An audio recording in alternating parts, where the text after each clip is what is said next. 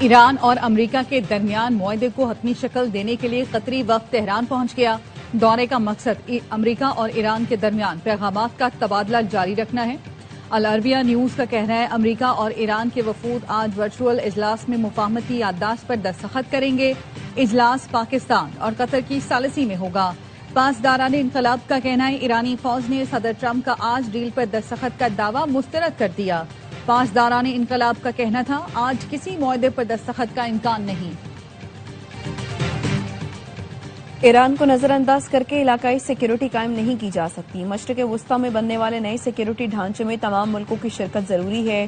ایرانی وزیر خارجہ عباس عراقچی کہتے ہیں خطے کے ملک سمجھ چکے پائیدار امن اور معاشی ترقی صرف باہمی تعاون سے ہی ممکن ہے۔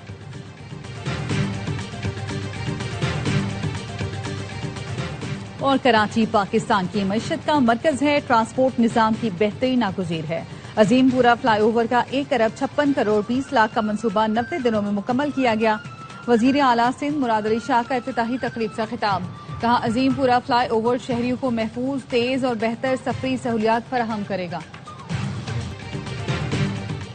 ایران نے امریکہ کے ساتھ امن معاہدے پر آمادگی ظاہر کر دی۔ ایران جوہری ہتھیار نہ بنانے اور حاصل نہ کرنے پر راضی ہو گیا۔ ایرانی عہدیدار کا دعویٰ ہے معاہدے میں جوہری ہتھیاروں کی تیاری اور حصول پر پابندی قبول ہے۔ امریکہ اور ایران مفاہمتی یادداشت کے مسودے کی تفصیل منظر عام پر آ گئی۔ مفاہمتی یادداشت میں ایٹمی پروگرام، آبِ ہرمز کھولنے اور ایرانی تیل پر عائد پابندیوں میں چھوٹ سمیت کئی اہم معاملات شامل۔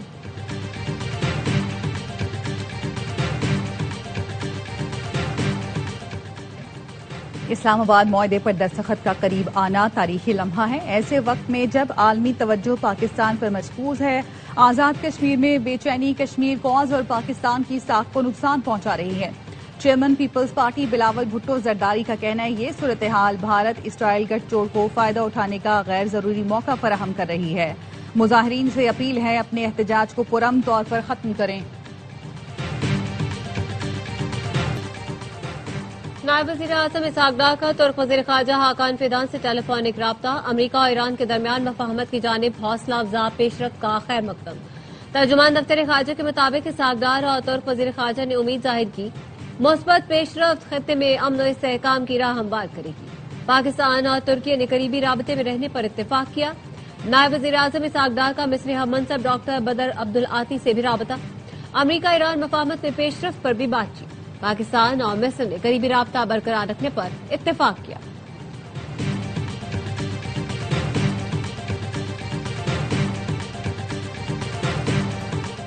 امن معاہدے میں ایران کو پابندیوں میں چھوٹ سمیت کئی اہم معاملات شامل۔ خبر ایجنسی رائٹرز کا کہنا ہے مسودے کے تحت ایران فوری آبِ ہرمز کھول دے گا۔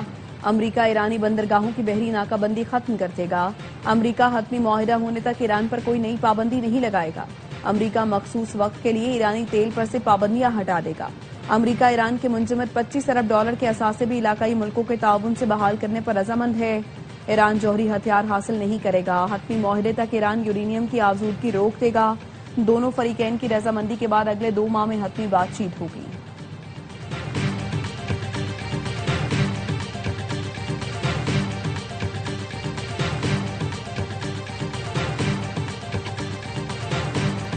اسرائیل نے ایک بار پھر لبنان کے ساتھ جنگ بندی کی دھجیاں اڑا دی۔ جنوبی بیروت کے مضافاتی علاقے زاہیہ پر پھر گائیڈڈ میزائل داغے۔ حزب اللہ کے اہم آپریشنل کمانڈر ابو حسین ساجد سمیت 2 افراد شہید۔ اسرائیل نے جنوبی لبنان کے علاقے بنت جبیل میں گھروں اور سرکاری عمارتوں کو نشانہ بنایا۔ 5 افراد شہید ہوئے۔ اسرائیل کے 24 قصبوں اور دیہاتوں کے رہائشیوں کو فوری طور پر انخلا کی تنقید۔ ایران کا موقف ہے معاہدے کے لیے تمام محاذوں پر جنگ بندی لازمی ہے۔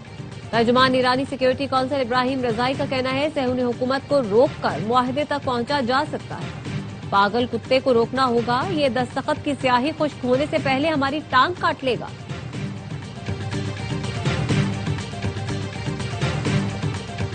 دنیا کہہ رہی ہے وزیر اعظم اور فیلڈ مارشل کی کاوشوں سے قیام امن ہوا، اس سے پوری دنیا کی معیشت کو فائدہ ہوگا۔ وزیر اطلاعات عطا تارڑ، کاش اس وقت آپ نے میثاق معیشت کی بات مانی ہوتی جب شہباز شریف نے اس اعوان میں کہا تھا میری پوری جماعت جیل میں ہے مگر پھر بھی پاکستان کی خاطر کہتا ہوں آؤ میثاق معیشت کریں۔ آپ نے اس وقت اس کشتی میں بیٹھنے سے انکار کیا۔ ان لوگوں نے IMF کو خطوط لکھے، پاکستان کو پروگرام نہ دیا جائے۔ شہباز شریف نے حکومت اور معیشت کو سنبھالا دیا، ریاست کی بقا کے لیے اپنی سیاست قربان کی۔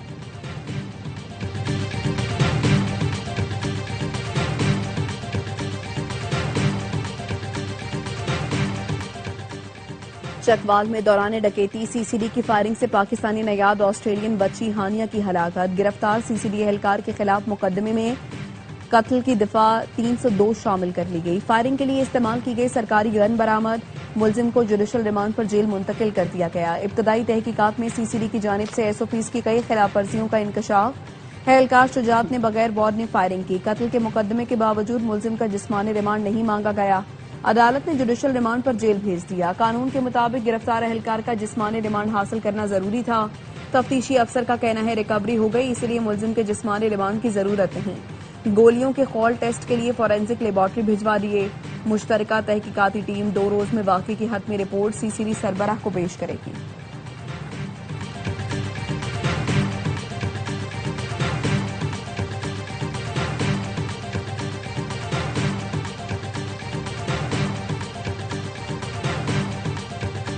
پنجاب پولیس نے واقعے کی تحقیقات سے ہاتھ اٹھا لیے۔ ڈی پی او چکوال کہتے ہیں سی سی ڈی ان معاملات کو خود دیکھتی ہے اور تحقیقات کرے گی۔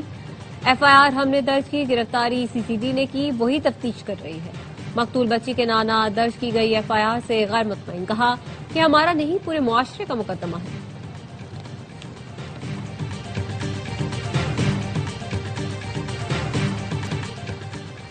سی سی ڈی کی مبینہ غفلت نے ہستا بستہ خاندان اجاڑ دیا۔ چکوال میں دوران ڈکیتی سی سی ڈی نے کار سوار خاندان پر فائرنگ کر دی۔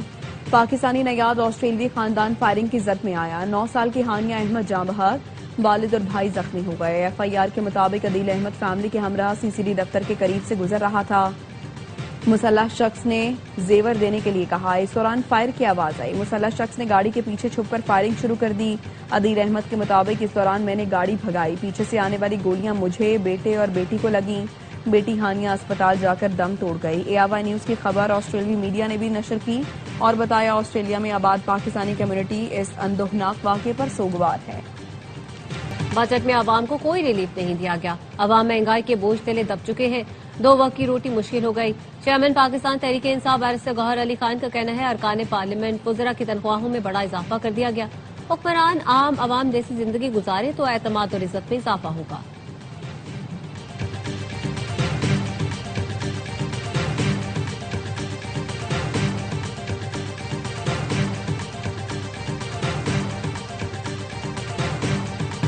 حکومت اضافی قرضوں اور ٹیکس بڑھا کر اخراجات پورے کرتی ہے۔ اس سال قرض 7,200 ارب روپے بڑھ جائے گا۔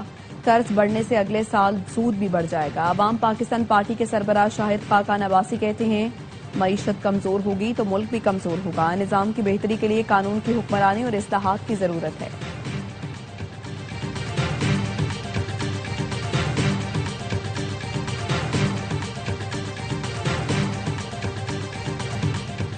امیر جماعت اسلامی پاکستان حافظ نعیم الرحمان نے وفاقی بجٹ مسترد کر دیا۔ احتجاجی تحریک چلانے کا اعلان، کہا عوام حکومت کو پیٹرولیم لیوی کی مد میں 8,000 ارب روپے سے زائد دے چکے ہیں۔ ایف بی آر جو ہدف پورا نہیں کرتی وہ لیوی سے پورا کیا جاتا ہے۔ آئی پی پیز کو سالانہ 1,800 ارب روپے کیپیسٹی چارجز دیے جاتے ہیں۔ پیٹرولیم لیوی کیپیسٹی چارجز ارکان کو ترقیاتی فنڈز بند کرنے چاہیے۔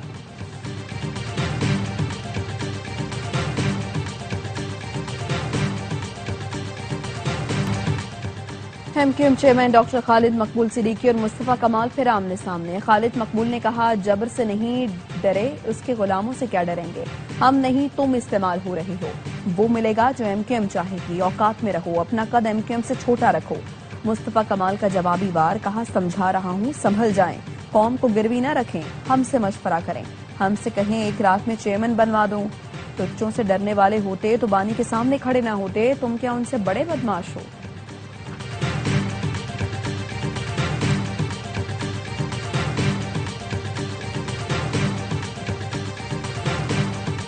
آزاد کشمیر میں امن کے لیے مشال ملک کی ملاقاتیں، جمعیت علماء اسلام کے امیر مولانا فضل الرحمان سے ان کی رہائش گاہ پر ملاقات۔ آزاد کشمیر کے مسئلے کے پرامن اور سیاسی حل پر اتفاق کیا گیا۔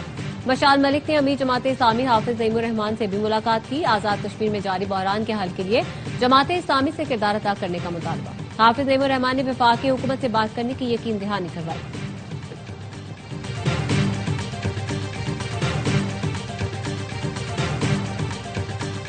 جنگی جنون میں مبتلا اسرائیل نے جنوبی لیبنان میں حملے تیز کر دیے۔ تازہ حملوں میں مزید 5 افراد شہید۔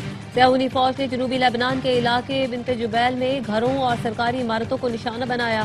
24 قصبوں اور دیہات کے رہائشیوں کو فوری طور پر علاقے خالی کرنے کی دھمکی دے دی.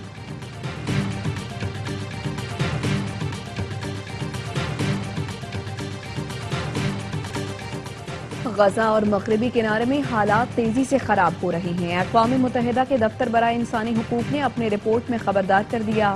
کہا غزہ میں 70% سے زائد فلسطینی پینے کے پانی کی کمی کا شکار ہیں.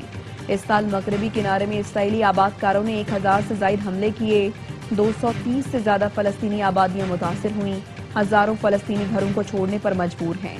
فلسطینی وزارت صحت کا کہنا ہے مقبوضہ مغربی کنارے میں ضروری ادویات کا 1 تہائی ذخیرہ ختم ہو چکا ہے.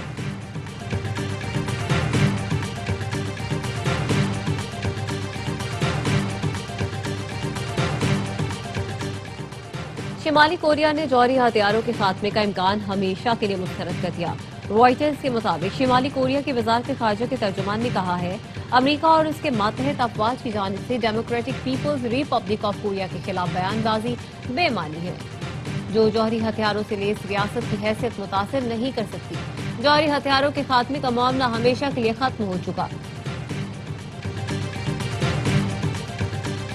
سمندر میں کچھووں اور مچھلیوں سے جاسوسی، چین کا چونکا دینے والا انکشاف. چین کی وزارت ریاستی سلامتی کا کہنا ہے غیر ملکی ایجنسیاں کچھووں اور مچھلیوں کے ذریعے چین کے سمندری علاقوں میں جاسوسی کر رہی ہیں.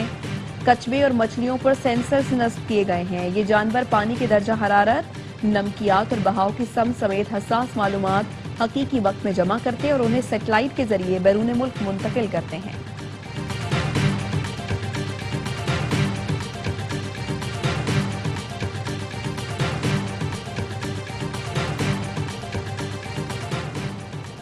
واشنگٹن میں لڑاکا طیارہ تربیتی مشق کے دوران گر کر تباہ ہو گیا. امریکی میڈیا کا کہنا ہے معمول کی تربیتی پرواز کے دوران امریکی میرین کور کا FA-18 ہارنٹ پہاڑی خون کا عطیہ کئی قیمتی جانوں کو بچانے کا سبب بن سکتا ہے. تھیلیسیمیا، ہیموفیلیا، کینسر، زچگی اور حادثات کے متاثرین کے لیے خون زندگی کی امید ہے.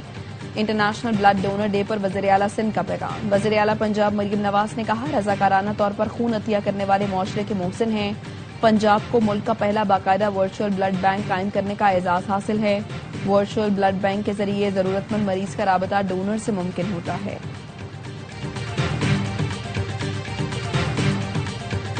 فیفا ورلڈ کپ کے سنسنی خیز مقابلے. آسٹریلیا نے ترکی کو 2-0 سے ہرا دیا. قطر اور سوئٹزرلینڈ کا میچ 1-1 گول سے برابر. دوسرے میچ میں برازیل کا مراکش سے مقابلہ بھی 1 گول سے برابر رہا. اسکاٹ لینڈ نے ہیٹی کو 1 گول سے ہرا دیا.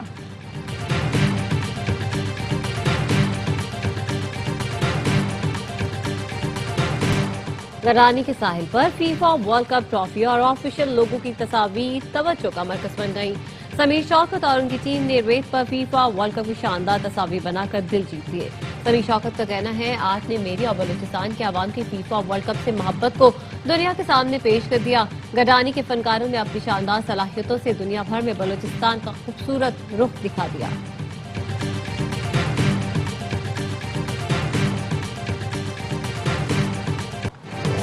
اور چارسدہ میں چین کا مشہور ڈریگن بوٹ فیسٹیول. دریائے سندھ میں KP culture and tourism authority کی جانب سے ڈریگن بوٹ ریس کا انعقاد کیا گیا. 12 ٹیموں نے حصہ لیا.